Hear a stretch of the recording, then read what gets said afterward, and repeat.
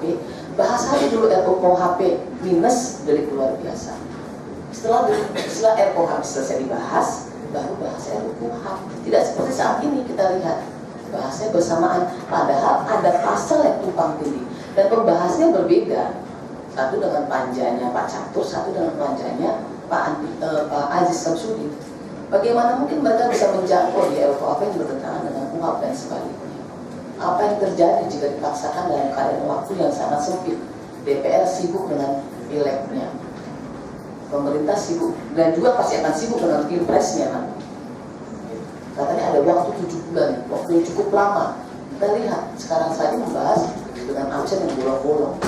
Ini undang-undang itu adalah masterpiece, tonggak penegakan hukum pidana yang melanggar HAM, beda dengan KUHP perdata. Tapi kalau KUHP itu tonggak untuk pemberantasan hukum pidana.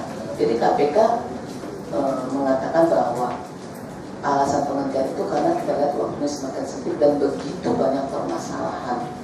Bagaimana dengan RUUHP? Sudah disampaikan oleh teman-teman, sudah baca 12 pasal potensial. Nah, KPK bahwa kita lihat RUUHP perubahan yang sangat drastis terhadap criminal justice system. Kita lihat perubahan yang sangat drastis. KPK sepakat banyak abuse yang dilakukan oleh para penegak hukum terhadap kasus-kasus kecil. Bukan KPK tidak sepakat, KPK sepakat untuk kejahatan biasa. Yang ketiga bahwa harus dipahami korban korupsi adalah seluruh masyarakat dan angket mengamini bahwa korupsi itu bahkan membiarkan tumbuh suburnya kejahatan terorganisir, terorisme. Lalu mengapa dia masuk lagi ke dalam kejahatan biasa? Nah, beberapa ketentuan KUHP yang menghambat proses penanganan korupsi dan menegaskan kewenangan KPK dalam proses penyidikan, dihapusnya penyelidikan. Nah, disitu disebut tidak ada lagi.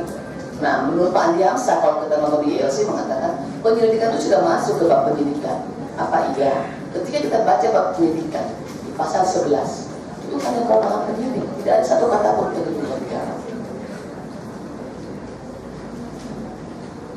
Oke, beberapa pasal nanti bisa teman-teman lihat sendiri karena terus terang ini sangat banyak ya. Pengurangan jumlah masa penahanan menjadi 5 hari, perpanjangan penahanan jaksa dari 40 hari menjadi 5 hari. Ketentuan tentang cara penahanan yang berbelit-belit karena harus membawa jaksa itu sudah saya ungkapkan secara jelas di huruf C. Nah, KPK tidak diberikan kewenangan melakukan perpanjangan penahanan di pasal 58 karena itu hanya diberikan untuk kejaksaan. HPP yang pengganti lembaga pra-peradilan itu mempunyai kewenangan yang lebih luas dari lembaga pra-peradilan itu di kewenangan C, D, F, G, I-nya ya, termasuk menghentikan penuntutan. Nah, di situ ada alasan kami, nanti bisa dalam diskusi akan berkembang. Nah, penyitaan saat ini dilakukan dengan izin pengadilan sehingga KPK harus tunduk karena tidak lagi berlaku asas spesialis. Kewenangan penyadapan sudah saya jelaskan bahwa di pasal 83 KPK korupsi bisa dengan pasal 83. Tapi untuk penyadapan dalam keadaan mendesak korupsi tidak bisa karena sesudah di state syaratnya adalah untuk pemufakatan jahat, kejahatan terorganisir, keamanan negara, pemufakatan jahat. Jadi untuk delik korupsi tidak bisa karena korupsi dimasukkan kejahatan serius di pasal 83. Di pasal 84-nya hanya pemufakatan jahat, kejahatan terorganisir. Jadi KPK tidak anti HPP, tidak.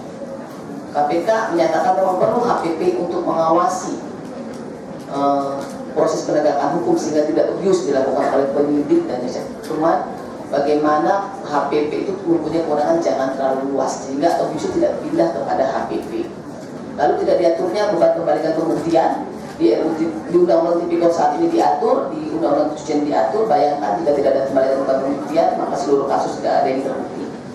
Tidak diaturnya hukum acara untuk pelaku tindak pidana korporasi dalam RUUHP. Ini KPK masukkan dalam surat keterangan KPK. Jawaban RUUHP diatur itu dalam buku 1 RUUHP. Kita juga bingung kok hukum acara diatur dalam buku 1 ya. Hukum acara itu harusnya di RUUHP. Misalnya dalam proses penyidikan siapa yang dipanggil untuk mewakili, apakah direksi? Bagaimana jika perusahaan itu adalah BUMN? Bagaimana jika perusahaan itu PT yang belum publik? Itu harus diatur. Bagaimana pemanggilan jika yang mewakili tidak datang? Kalau sekarang bisa dipanggil paksa kan? Kenapa bisa jadi dipanggil paksa? Itu harus diatur. Bagaimana pencantuman dalam surat dakwaan, siapa yang disebut terdakwanya dan siapa yang mewakili. Bagaimana pengaturan jika ternyata itu BUMN adalah perusahaan negara. Jadi banyak permasalahan hukum acara tentang korporasi yang belum diatur di KUHP. Makanya kita bingung kenapa dijawab itu ada di buku 1. Nah, pasal 423 tadi sudah saya sebutkan, itu bertentangan dengan pasal 702. Nah, putusan hukum kasasi, upaya hukum kasasi tidak boleh lebih tinggi daripada putusan tingkat pertama. Ini juga Hakim Agung sudah protes, kita baca Pak Gayus. Alasannya ada, dan KUHP menegasikan kewenangan KPK melakukan penuntutan. Kenapa? Karena di definisi penuntut umum tidak ada KPK.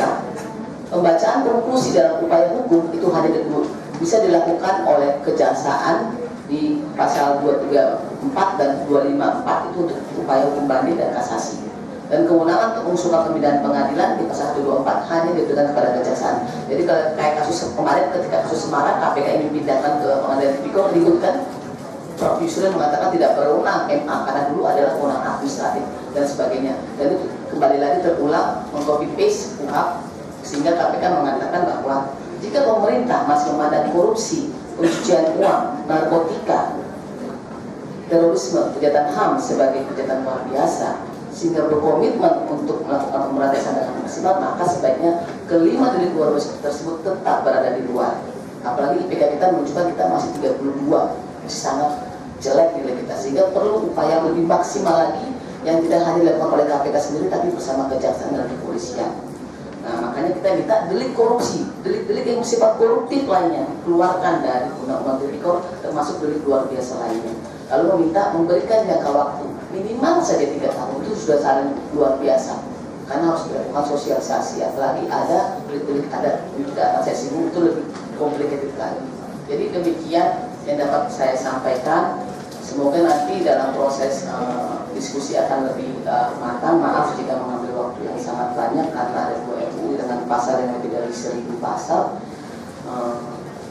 Semoga nanti dalam diskusi berkembang, saya pikir yang disampaikan adalah ringkasan yang sangat ringkas karena kajian kami sangat tebal ya. Mohon maaf bila ada kata-kata atau hal-hal yang kurang berkenan. Wabillahi taufiq wal hidayah. Wassalamualaikum warahmatullahi wabarakatuh. Aplaus untuk Bu Katrin yang telah memberikan pandangannya yang luar biasa. Tadi disampaikan akan ada 1000 pasal. Wah, ini ngeri sekali, 1000 pasal dan akan hancur semua lembaga ini. Situasinya runyam dan berbahaya salah. Kalau ini undang-undang disahkan dan pemerintah nampaknya yang mau turun, rezim ini mau turun, nampaknya mau bikin perkara seperti ini. Nah, kita datangkan kontras karena bukan ICW, kita datangkan karena dalam situasi gawat kontras harus bicara. Dulu kontras sempat jatuhkan Soeharto dan lain-lainnya. Salah satu punya pengalaman sejarah yang panjang untuk menjatuhkan rezim. Jadi ini situasinya gawat, maka kita panggil kontras gitu. Untuk gimana sih situasinya ini dan apa yang kita lakukan sebagai organisasi supaya itu. Silakan Haris.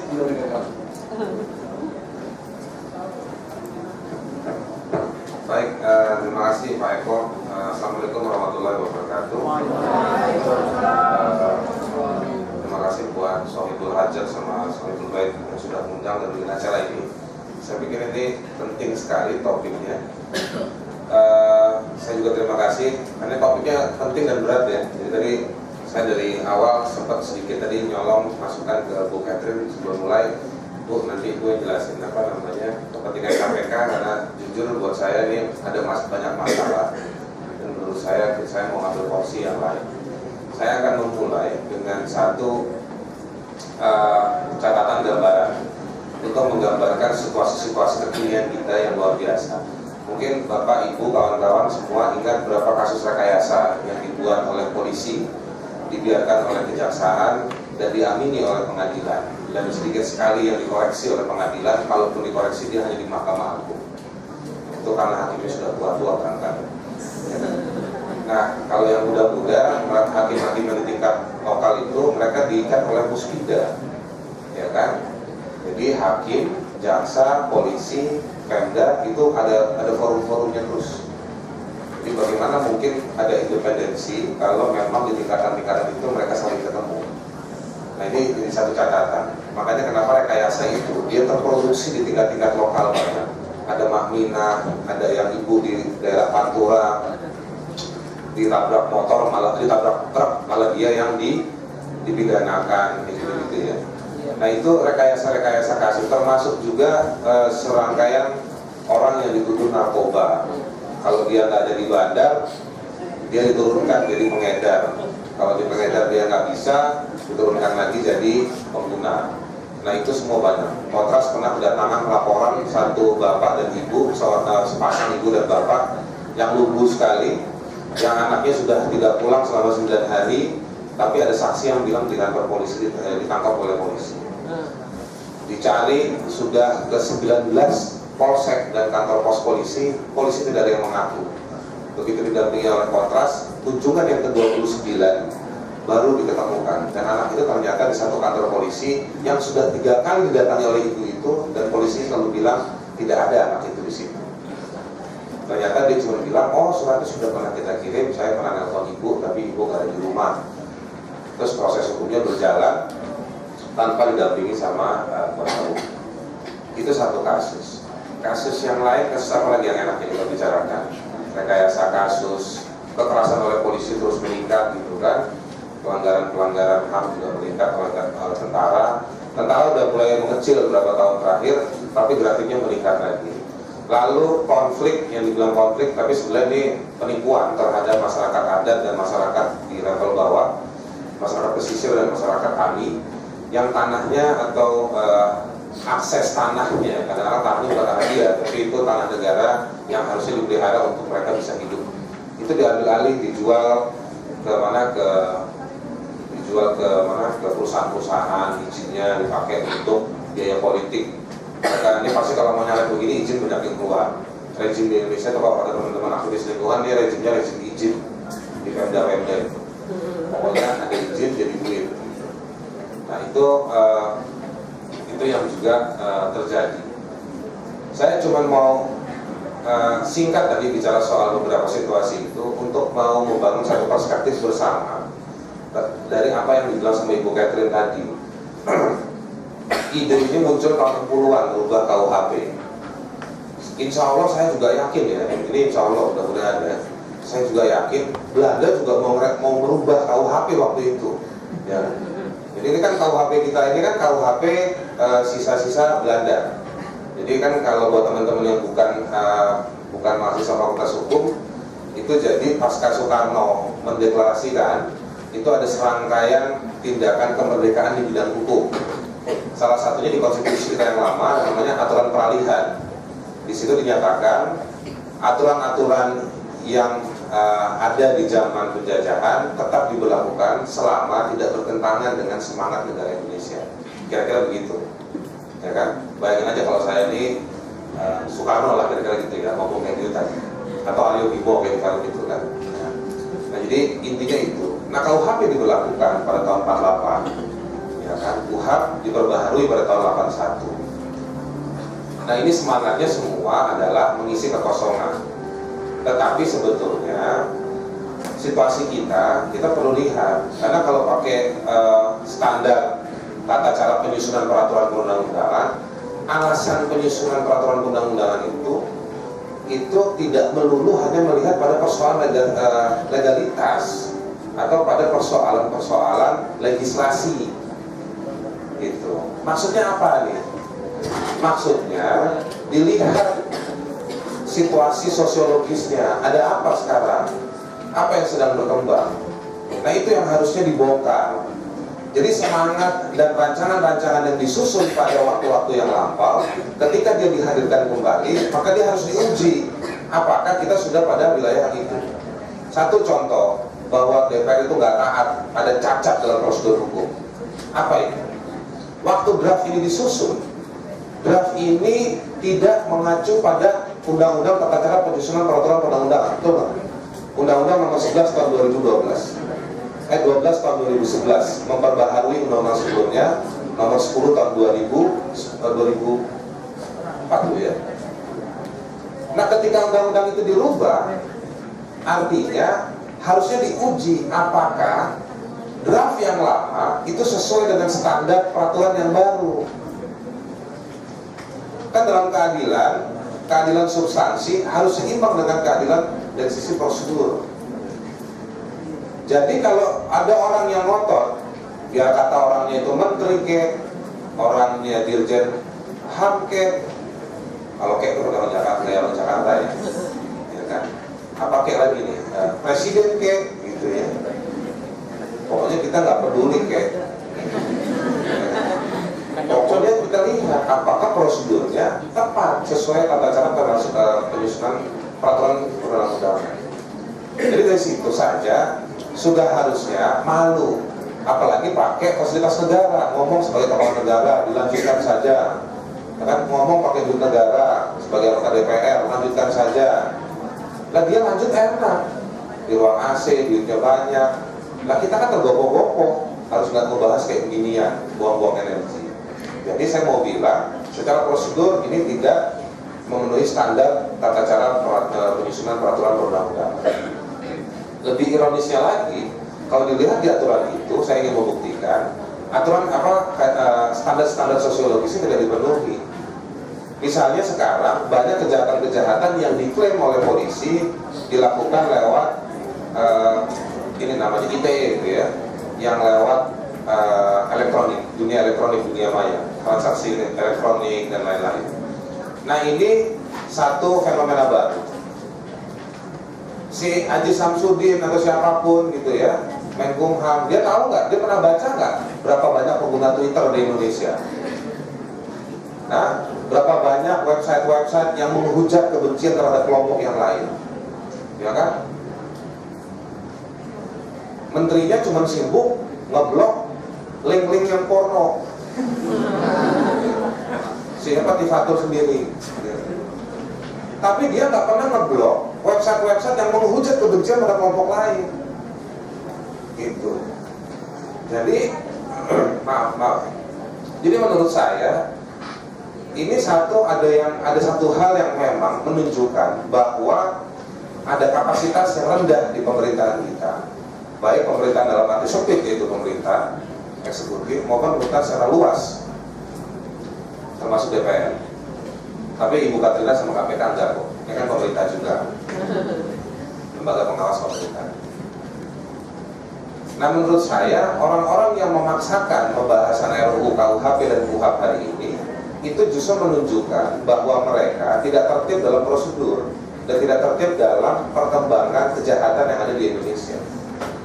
Nah ini sampai di sini sebetulnya wajar atau gampang masyarakat memberi dukungan kepada KPK, gampang memberi dukungan kepada lembaga-lembaga lain yang menolak RUU ini dibahas. Kenapa? Karena pembahasan RUU ini tidak satu melibatkan mereka dan tidak merepresentasikan kepentingan-kepentingan mereka. Kalau tadi Bu Katrina duduk bicara sebagai subjek, saya mau lihatnya sebagai objek sekarang hari ini. Kalau dalam draft tersebut melemahkan KPK, ya kita lagi menikmati KPK hari ini, ya kan? Saya advokasi di bidang hak asasi manusia. Jujur saya mau mengatakan, saya secara normatif saya masih punya kepentingan dengan Komnas HAM, tapi saya tidak bisa menikmati Komnas HAM hari ini karena mereka tidak bekerja seperti KPK. Mereka tidak berani ambil resiko, ya kan? Duduk-duduk aja nyaman depan kantornya, depan rel kereta api itu terus dari kereta, ya kan? Ngitungin kereta lewat pakai yang kasih suara dulu, oh ini berapa gerbong. Nah, satu-satunya komisi negara hari ini yang cukup progresif menurut saya KPK, yang agak lumayan ombudsman, agak lumayan lah, kelihatan kerja. Kompolnas lagi kelihatan mau kerja, ya kan? Kalau Komnas HAM lagi ngeliatin kereta lewat. Jadi menurut saya kita perlu memelihara harapan itu. Kalau draft ini tidak merepresentasikan kepentingan kita, ya kan? Ya pasti orang melawan dong. Kalau dia ingin membunuh setitik harapan yang ada, ya kita pasti belain setitik harapan tersebut. Jadi saya mau membangun dulu, kita sama-sama friend kita hari ini. Kita ada di situ nih hari ini sekarang. Nah itu satu. Yang kedua, saya mau mengatakan dari sisi progresivitas. Dalam dunia hak asasi manusia, kita mengenal 4 hal yang sangat prinsipil. Satu namanya pemulihan. Yang kedua namanya non-diskriminasi. Ya kan? Yang ketiga partisipasi. Yang keempat namanya progresivitas. Maksudnya apa? Maksudnya sebuah negara yang demokratis itu dia harus mengakomodir hak asasi manusia. Dalam hak asasi manusia dikenal namanya asas progresivitas, yang dikembalikan lagi kepada konsep demokrasi, bahwa demokrasi harus memberi keuntungan, benefit berupa kesejahteraan, keadilan, dan kesetaraan bagi semua orang, apapun karakternya, dengan beragam latar belakang agama, suku, dan lain-lain. Kalau kita lihat draft yang ini tidak ada yang progres, setback. Coba ingat waktu sejarahnya KPK ingin dibentuk. KPK ini bukan hanya, kan kritiknya orang pada KPK jangan hanya menindak, tapi mencegah. Jadi kalau bicara menindak, ini saya khawatir perspektif pemerintah DPR melihat KPK soal penindakan saja. Mereka tidak pernah terlibat, tidak pernah tahu, barangkali, mudah-mudahan sih tahu, soal kerja-kerja KPK dalam bentuk pencegahan. Artinya apa saya mau bilang? Ada lembaga-lembaga seperti KPK atau komisi-komisi yang lain, KPPU, Komnas HAM, dan lain-lain, terlepas kemampuannya, tapi mereka beyond business as usual. Mereka melampaui bisnis urusan-urusan yang biasa. Mereka muncul karena sebuah konsep negara yang harusnya menjalankan pelayanan publik itu justru menggunakan wewenangnya untuk semena-mena terhadap warga negara. Maka muncullah lembaga-lembaga ini yang dia sangat luar biasa. Kalau ada anggota DPR merasa KPK sudah melampaui dan lain-lain, memang iya. Kemana aja dia ngomong begitu? KPK, Komnas HAM, dan lain-lain harusnya memang melampaui mereka. Harusnya bisa meriksa tentara, bisa meriksa anggota DPR, polisi harus bisa diperiksa. Itu tugas mereka. Kalau bisa BIM salah BIM dengan uang 10.000 kita kasih sayap nih, bukan training, kita beli sayap biar bisa terbang dia, ya kan? Orang-orang yang di komisi-komisi ini memang harusnya dia punya kelebihan-kelebihan itu. Bukan kayak uya-uya ya, kelebihan-kelebihan tidur orang gitu di video bukan. Tapi memang punya kemampuan, keberanian, kecerdasan, ya, dan daya tahan. Ini yang penting. Daya tahan itu dalam membangun terobosan, dalam menggunakan instrumen-instrumen yang kecil untuk sebuah kemajuan yang strategis. Jadi kalau ada orang yang protes bahwa ini komisi ini overpower dan lain-lain, buat saya salah mereka. Gak pantas mereka ngomong begitu. Kalau negara ini kondisinya masih kayak sekarang, emang kita butuh banyak orang. Nah, komisi-komisi ini muncul karena negara tidak pernah hadir, bahkan mereka justru menggunakan kewenangannya untuk semena-mena. Nah, ada kemajuan-kemajuan itu hari ini. KPK punya kemajuan, komisi lain punya kemajuan 1-2. Kok sekarang lewat RUU ini ingin dipangkas? Artinya apa? Artinya mereka mendinai, mengingkari sebuah konsep yang namanya kontrol. Demokrasi itu harus mengenal kontrol. Orang kan bicaranya transparansi, akuntabilitas, kontrol yang jarang dibicarakan. Salah satu instrumen penting dalam demokrasi adalah kontrol. Rule of law sebagai teman sejajarnya demokrasi, hak asasi sebagai teman sejajarnya demokrasi, itu kan dia sebetulnya menuju pada satu nuansa yang disebut dengan kontrol tadi. Jadi itu yang menurut saya penting. Yang ketiga, saya mau mengatakan sejauh yang saya pahami dan ikuti, RUU ini tidak mengikuti perkembangan zaman. Jadi dia bukan saja tidak punya sensitivitas terhadap masalah sosial, tetapi juga tidak mengikuti perkembangan zaman di dunia hukumnya sendiri ya. Jadi saya mau kembali ke ruang yang sempit dalam dunia hukum. Si RUU ini tidak mengikuti zaman. Buktinya apa? Satu, tanya sama Bu Catherine nanti kalau ditanya jawab. Apakah konvensi anti korupsi itu diakomodir?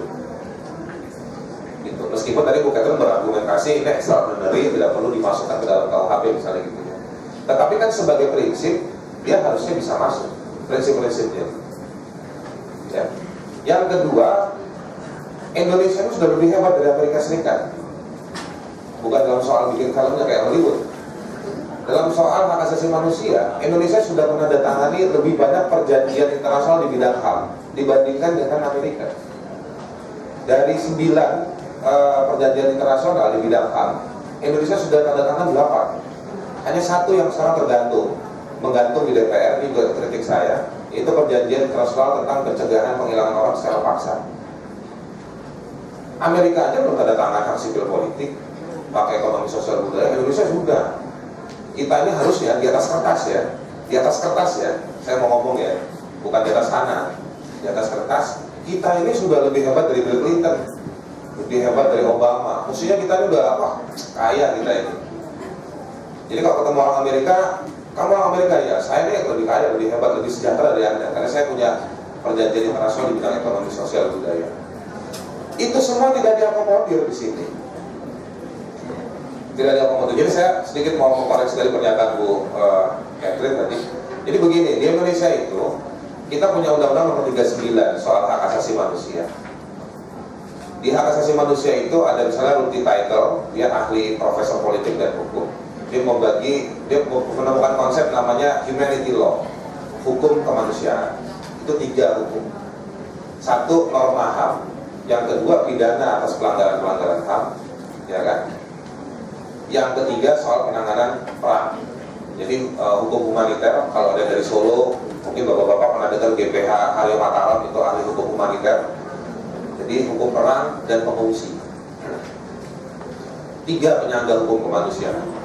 Nah, kita itu di Indonesia dalam skala teori itu punya namanya Undang-Undang 39. Dia mengatur norma-norma hak asasi manusia. Dalam hak asasi manusia, pelanggaran ada 2 macam. Pelanggaran HAM yang berat dan pelanggaran HAM bukan yang ringan saja, pelanggaran HAM saja. Tidak ada pelanggaran HAM yang ringan. Pelanggaran HAM, kamu apa korban pelanggaran HAM? Ringan atau berat? Ringan. Diapain? Kepala saya dikeprok, Pak. Kamu mau peraja, itu ringan apa enggak? Jadi pelanggaran HAM saja. Yang membedakan pelanggaran HAM dan pelanggaran HAM yang berat adalah pelanggaran HAM yang berat jika dilakukan secara sistematis, ya, atau meluas dampaknya. Nah, kalau dia tidak sistematis dan dia tidak meluas, dia pelanggaran HAM saja.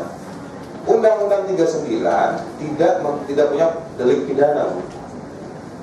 Tidak punya delik pidana. Oke? Kalau yang pelanggaran HAM berat, dia ada. Dia sebagai delik pidana, disiapkan instrumennya di ujung namanya pengadilan HAM. Nah, pelanggaran HAM saja tadi itu ujungnya nggak tahu kemana. Makanya tadi saya bilang Komnas HAM akhirnya nggak bisa ngapa-ngapain, cuma ngitungin kereta yang lewat depan kantornya. Karena dia nggak punya instrumen. Dia harus bekerja kalau itu pelanggaran HAM yang berat.